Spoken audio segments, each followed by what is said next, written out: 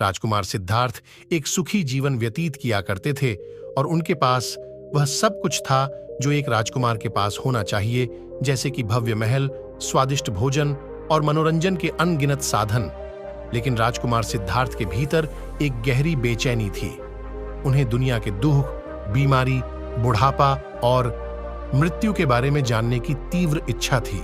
एक दिन राजकुमार सिद्धार्थ महल से बाहर निकलने का अवसर पाकर उन्होंने पहली बार दुहक, बीमारी, बुढ़ापे और मृत्यु का साक्षात्कार किया।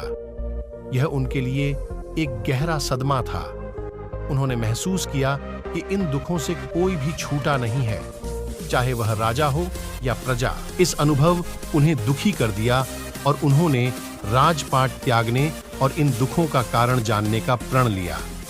उन्होंने वैभवपूर्ण जीवन छोड़ दे दिया और एक साधारण साधु का जीवन अपना लिया।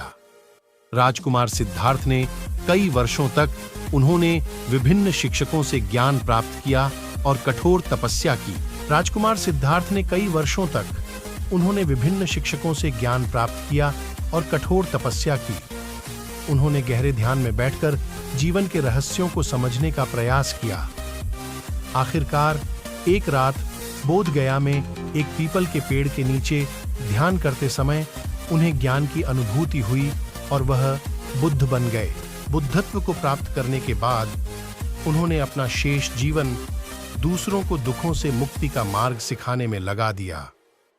उन्होंने 4 आर्य सत्य और अष्टांगिक मार्ग की शिक्षा दी, जो दुख से मुक्ति का मार्ग प्रशस्त करते हैं। गौतम बुद्ध की कहानी हमें यह सिखाती है कि सच्ची खुशी भौतिक सुखों में नहीं, बल्कि ज्ञान और करुणा के मार्ग पर चलने में मिलती है। वे हमें यह भी याद दिलाते हैं कि कठिन परिश्रम, दृढ़ संकल्प और सहानुभूति के माध्यम से हम अपने जीवन में किसी भी लक्ष्य को प्राप्त कर सकते हैं।